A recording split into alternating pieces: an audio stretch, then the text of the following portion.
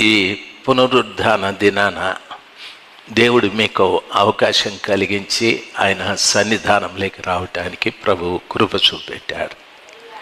అందుకు దేవునికి మనము చాలా కృతజ్ఞతలు చెల్లించాలి. ఇక్కడికి రావడంలో ఉద్దేశం ఏమిటంటే, ఇది యోబు గారు 15వ అధ్యాయం 8వ వచనంలో ఒక మాట చెప్తారు. యోబు 15:8 వచనంలో, నీవు దేవుని ఆలోచన సభలో చేరి ఉన్నవాడవా అని ఒక మాట ఉంది. ఇదేమిటంటే దేవుని ఆలోచన సభ. ఇమ్మాన్యుయేల్ మందిరం కాదు.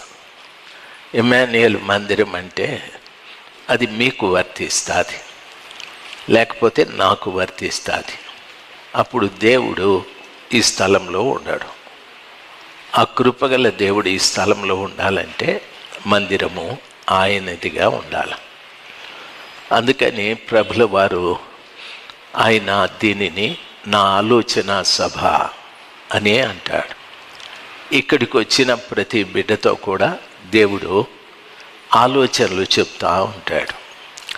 ఏ ఏ విషయాల్లో ఆలోచన చెప్తాడంటే, ఒకటి మన భవిష్యత్తు గురించి, మన కుటుంబాన్ని గురించి, మన పిల్లల గురించి, మన భర్త భార్య గురించి, మన సంపాదన గురించి, దాన్ని ఎలాగ మనం ఖర్చు చేస్తున్నామనే దాని గురించి, ఎలాగ చేసుకోవాలి అనే దాని గురించి ఎన్నో విషయాలు దేవుడి స్థలంలో మాట్లాడుతూ ఉంటాడు.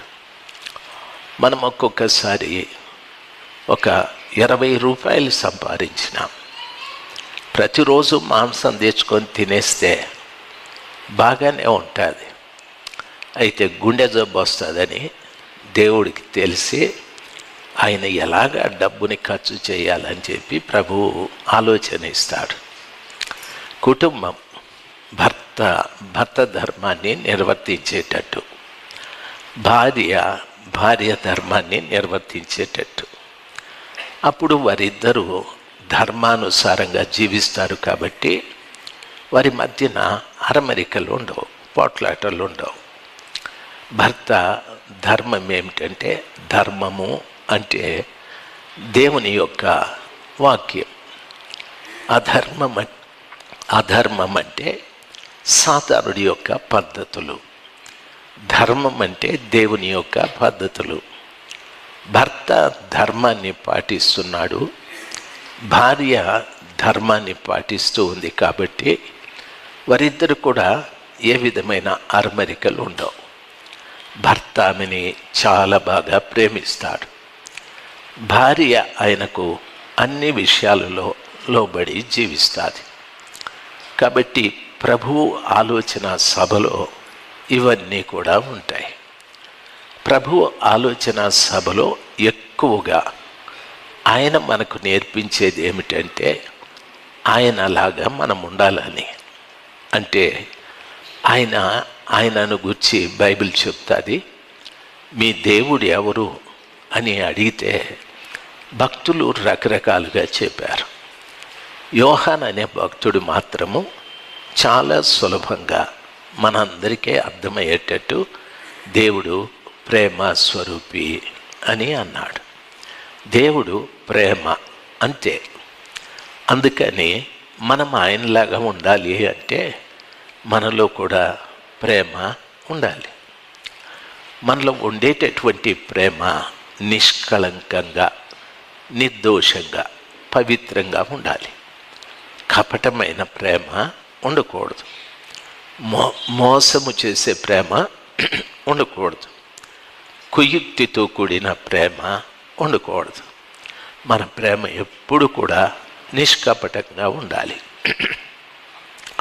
ఆ ప్రేమ మనం కలిగి ఉండాలని దేవుడు ఆశిస్తాడు. అంతకంటే మన దగ్గర దేవుడు ఆశించేది మరొకటి లేదు. మన దగ్గర ఏముంది చెప్పండి? ప్రభు ఆశించేదానికి ఏమీ లేదు. మన భూములు ఏమైనా తీసుకెళ్తాడా? అస్సలు లేదు. మన డబ్బేమైనా తీసుకెళ్తాడా? లేదు. ఒకవేళ మీరు భూమి ఇస్తే దేవుని పని కొరకు ఉపయోగపడుతుంది, డబ్బు ఇస్తే దేవుని పరిచర్య కొరకు ఉపయోగపడుతుంది. దానికి ప్రతిఫలం దేవుడు మీకు నేరుగా దయచేస్తాడు. ఆ రీతిగా ప్రభు పిల్లలు ప్రేమ నేర్పిస్తారు. ఆర్కాన్సస్ అనే ఒక ప్రాంతం ఉంది. అక్కడ అనమ్మ అనేటటువంటి ఒక సహోదరి ఉంది. ఆమెకి ఇద్దరు మంచి స్నేహితులు. మంచి స్నేహితులు అంటే మనం అంటాం కదా, ప్రాణ స్నేహితులు అనని. మంచి స్నేహితులు. అయితే ఆ మంచి స్నేహితుల్లో ఒకరికి ఆ మంచి స్నేహితులు ఇద్దరికి గొడవ వచ్చేది. మధ్యలో అను అనే అమ్మ ఒకరిని వెళ్ళి బాగా పలకరించి ప్రేమతో పరామర్శిస్తే ఇంకొక ఆమెకి చాలా కోపం వచ్చి సెల్ ఫోన్లో తనకు మెసేజ్లు పెట్టేది. నా ఇంటికి రావద్దు, నాతో మాట్లాడొద్దు అని తనకు తోచినట్టు చెప్పేసేది. అను అనేటటువంటి బిడ్డ ఆ మాటలు విని చాలా దుఃఖపడి నేనేం చేయాలి ఇప్పుడు అని ఒకరోజు నన్ను నేరుగా వారి ఇంటికి వెళ్ళి ఆయమ్మ కాళ్ళు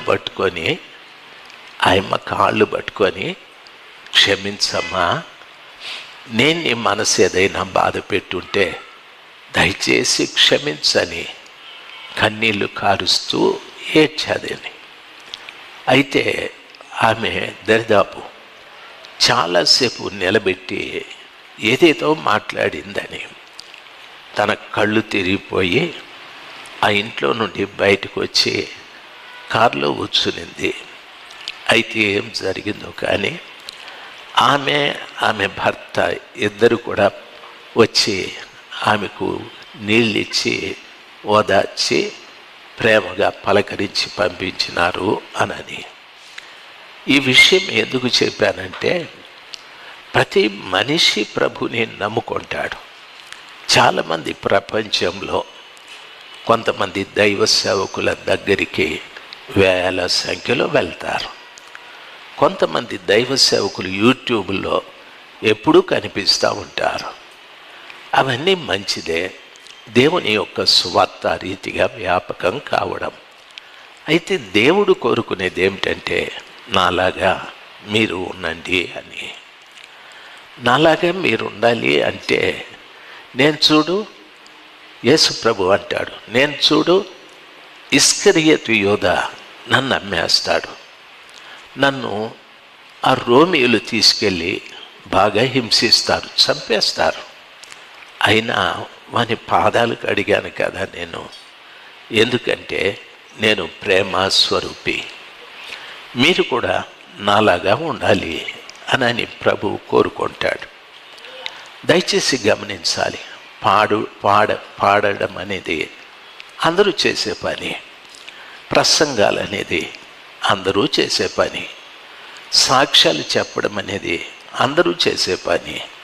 అయితే ప్రేమించడం అనేది కొందరే చేస్తారు. ఆ ప్రేమించేది నాకు రావాలి, ఆ ప్రేమించేది నీకు రావాలి.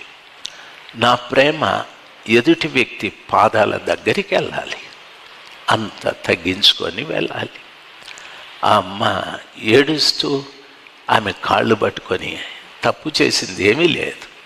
అయితే ఆమెకు నాకు మనస్పర్ధలు ఉండకూడదు అనే మంచి మనసుతో వెళ్ళి కాళ్ళు పట్టుకొని కన్నీళ్లతో అడిగితే వారిద్దరి మధ్యన ఆ అసమాధానం పోయాది.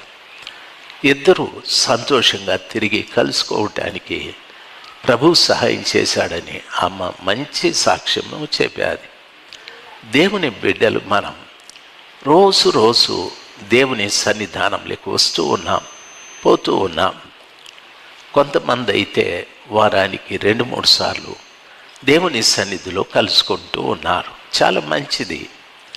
వీలు కాని వారు వారానికి 1 పర్యాయం కలుసుకుంటారు. మన సహవాసంలో ఆల్ నైట్ ప్రేయర్ అని, వాగ్దాన కూడికని, ఏవేవో ఉపవాస కూడికని, ఏవేవో అవకాశాలు ఉన్నాయి. అయితే కొంతమంది కలుసుకుంటారు. కలవని వారిని గురించి బాధపడాల్సిన పని లేదు, కలిసిన వారిని గురించి గొప్ప చెప్పుకోవాల్సిన పని లేదు. అయితే కలిసిన తరువాత నేను ఆయనలాగా మారుతున్నానా, నాలాగే నేనున్నానా అనేది ఆలోచించాలి. ఎందుకు అంటే ఎప్పుడు నేను చనిపోతానో నాకు తెలియదు. దయచేసి గమనించాలి. నా చావు లోపల నేను యేసయ్య వలె మారాలి. నేను ఎప్పుడు చనిపోతానో తెలీదు. మరి మీ పరిస్థితి కూడా అంతే కదా. ఎంతోమంది ఎన్నో విధాలుగా చనిపోతూ ఉన్నారు. ఈ మధ్యన ఒక ఆయన ఇంట్లో భార్యతో మాట్లాడి, నేను సాయంకాలం వచ్చేటప్పుడు ఈ కిరాణా సరుకులన్నీ కూడా తెస్తానని చెప్పి వెళ్ళాడు. వెళ్ళి తిరుగు ప్రయాణంలో కిరాణా సరుకులన్నీ కూడా తన బండిలో పెట్టుకొని వస్తూ ఉంటే అసలు తనకు సంబంధం లేదు. ఒక బస్సు కారును గుద్దాది. కారు వచ్చి ఈయన్ను గుద్దాది. బస్సులో ఉన్నవారు సేఫే, కారులో ఉన్నవారు, బండిలో ఉన్న ఈయన చనిపోయాడు. ఆ కిరాణా సరుకులన్నీ అక్కడంతా పడిపోయాయి. భార్య అనుకుంటూ ఉంది ఇంకా వస్తాడు, ఇంకా వస్తాడని. కొంత టైం పట్టాది. ఆయన సెల్ ఫోన్ తీసి ఎవరెవరి నెంబర్లు ఉన్నాయో అందరికీ ఫోన్ చేస్తే ఒక నెంబర్ మాత్రం నేను ఆయన భార్యనండి అని చెప్పాది. అప్పుడు అమ్మ మీరు పలానా హాస్పిటల్ దగ్గరికి రండి అంటే కారణం ఏమి అని చెప్తే వాళ్ళు చెప్పలేదు మీరు అక్కడికి రండి అని. ఆమె చాలా భయపడిపోయి అక్కడికి వస్తే భర్త శవంలాగా ఉన్నాడు. ఉదయాన ఎంతో మంచిగా ప్రేమగా బయలుదేరి కుటుంబానికి అవసరమైనవన్నీ కూడా తీసుకొస్తానని చెప్పిన ఆయన సాయంకాలం మాట్లాడకుండా పడుకున్నాడు. ఆ తల్లి ఏడిపోయింత అంతా కాదు. వారిద్దరి మధ్యన ఏం జరిగిందంటే మరణం, చావు. దయచేసి గమనించాలి. ఒక వ్యక్తి చనిపోయిన తర్వాత ఆ వ్యక్తి గురించి ఎవరు ఎంత ఏడ్చుకున్నా ప్రయోజనం లేదు. ఒక వ్యక్తి చనిపోయిన తరువాత తాను ఎంత మారాలని అనుకున్నా ప్రయోజనం లేదు. మనం బ్రతుకున్నప్పుడే ఆ కార్యాన్ని చేసుకోవాలి. భర్తని ప్రేమించని వారు దయచేసి ప్రేమించండి. భర్తకు లోబడని వారు దయచేసి లోబడండి. భార్యను ప్రేమించని వారు దయచేసి ప్రేమించండి. తల్లిదండ్రులకు అవిధేయులుగా ఉండేవారు దయచేసి విధేయులుగా ఉండండి.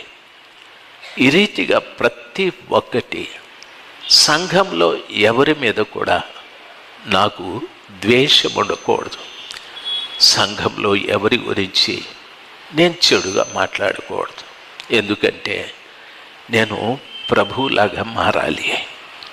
నా ప్రభువు ఎలాంటి వాడంటే ప్రేమ కలిగిన వాడు. ఆ రీతిగా నేను మారాలి అనే మంచి మనసుతో మనం ప్రభు సన్నిధానంలోకి రావాలి. మనలో మార్పు లేకుండా ఎంతకాలం జీవిస్తామో చెప్పండి.